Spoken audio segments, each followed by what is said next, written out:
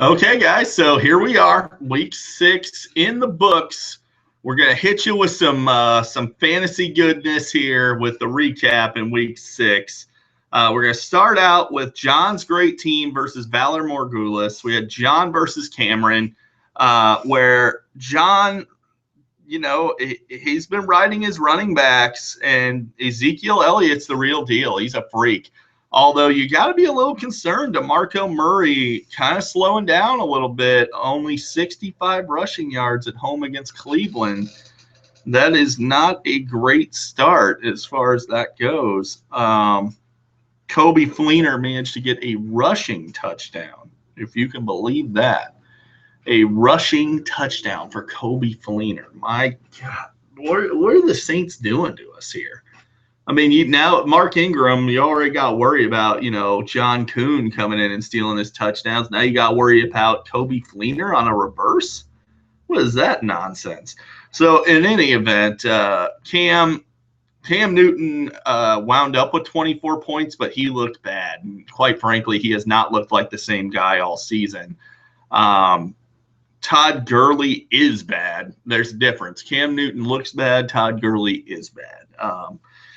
He's just not very good this year. Teams are stacking the box, and they're making the Rams throw it. They're daring the Rams to throw, and they're not able to. So even in a great matchup at Detroit, Todd Gurley really failed to get going again. And that's a serious issue for you, Cam, because Jordan Howard wound up splitting a lot of touches with KD Curry, who, quite frankly, performed better than Jordan Howard, which was kind of a shock. But as I've advised many times, John Fox always uses a committee. So look for that backfield situation to get even worse once Jordan Langford comes back either this week or next week. It's not going to be pretty.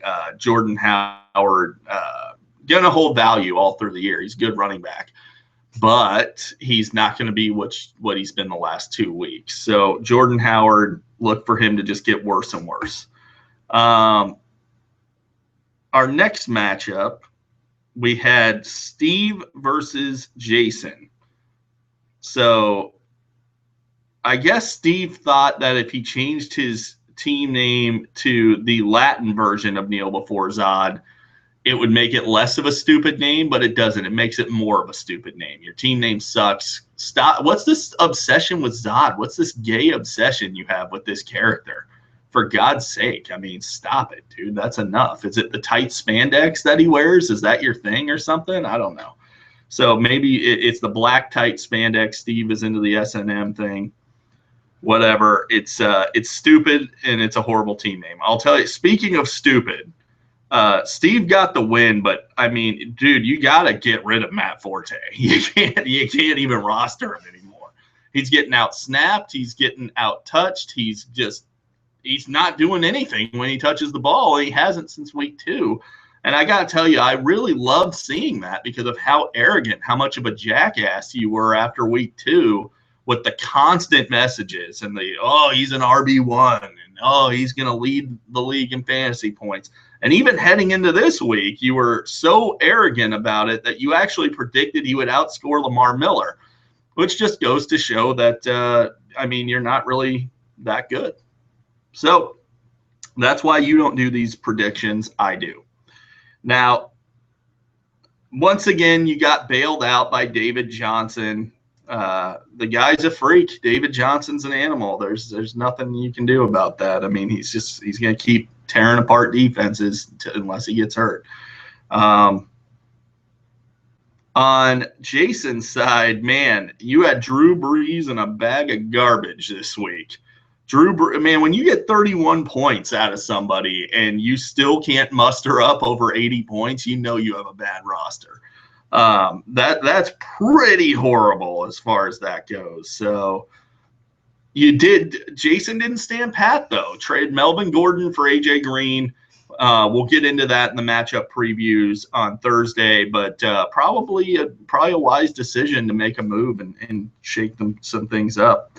So Cheesehead versus I Hate Cats. So we have my brother versus my dad. in this matchup. And Tony, once again, just, two monstrous efforts from Shady McCoy. And I was wrong about Julio Jones at Seattle. I was incorrect about that. Wound up with 19.9 points. That being said, 9.5 of those points came on a missed coverage. Really should have been about 10-point effort from him, which still is pretty good at Seattle. But Julio is a freak. LaShawn McCoy ripped apart the Niners at home, but it's not a surprise. Not a surprise at all. Marvin Jones Jr. sucks. That's all there is to it. It's another case of a guy being, Tony falling in love with a player and not being willing to trade him after he had one big game. Marvin Jones Jr. is not a good fantasy wideout, and he's the best you got to throw in that second spot. Dude, for God's sake, what is it with Devontae Parker? I know your son's name is Parker, but you realize that that's not your son, right? You don't have to keep him. You can drop him. So Devontae Parker, just, keep rolling those guys that get 2 points a week. I'm sure that'll work out great for you. My dad's team, 72 points. I'm just going to put this out there. If LeGarrette Blount is your top scorer in any given week, you probably lost. That's all there is to it. LeGarrette Blount being your top performer, that's awful. The Chiefs seem hell-bent on using Jamal Charles about 10 or 11 times a game. Should be at full health. Aaron Rodgers, let's call it what it is. He looks bad, guys. I know he's a big name brand and everything, but he does not look good. There's several quarterbacks I'd rather have than Aaron Rodgers right now. A lot.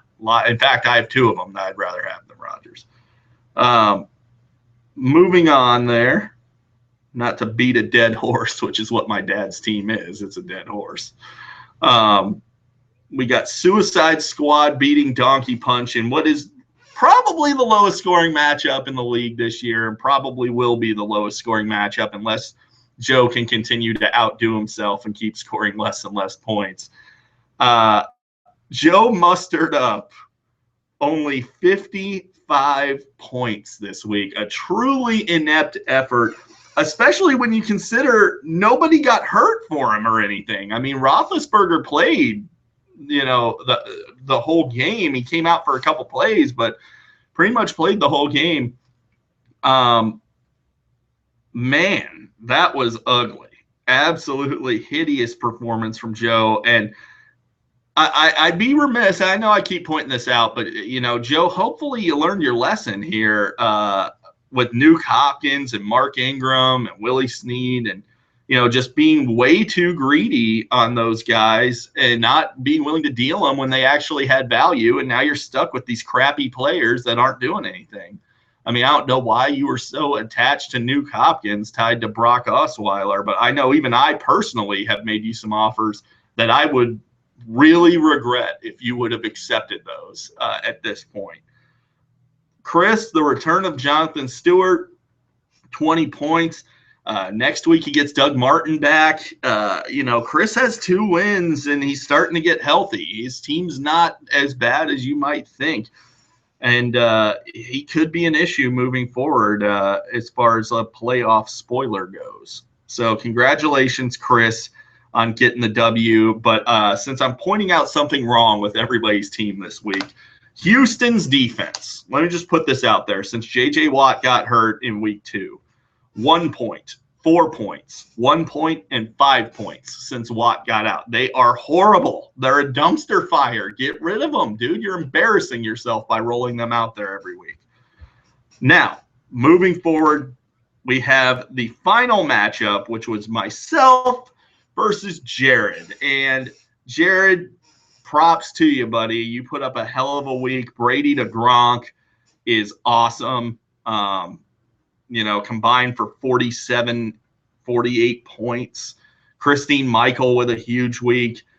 You were unfortunate to face me in the week where Odell Beckham Jr. finally exploded and Lamar Miller finally exploded. And you knew it was going to happen at some point. They're both just too good to not get going. Unfortunately for you, it happened in the same week, and it happened against your team. I truly do feel bad for you in that because you put together a very good week, one of your best. I think it was your best week of the season thus far, and still got the L. You seem on a collision course for the GD once again, Jared. So the Pittsburgh D is horrible. Demaryius Thomas is horrible. TJ Yeldon's horrible. But I mean, I'm not telling you anything you don't know. You know that. I mean, come on. What are you doing? As far as my team goes, I got absolutely bailed out by Andrew Luck, Odell Beckham Jr., and Lamar Miller. So I mean, I'm not bragging too much about this victory. I got bailed out by some unlikely huge performances. Steven Gotskowski, of course, outscored Cairo Santos, whom you dropped. You dropped Gotskowski to pick up Santos, and Gotskowski went in there and got his revenge. So there you go, guys. There is your matchup recap, and I will see you on Thursday for our matchup previews.